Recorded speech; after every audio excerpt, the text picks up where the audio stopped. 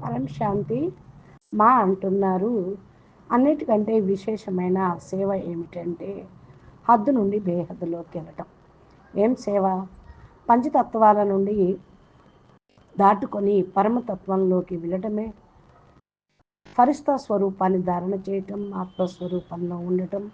దాదాజీ మరియు నేను కంబైన్డ్ స్వరూపాన్ని అనే స్థితిలో ఉండటమే విశేషమైన సేవ. ఈ విశేషమైనటువంటి పని హద్దు నుండి బేహద్దులోకి తీసుకొని వెళ్తూ ఉంటుంది.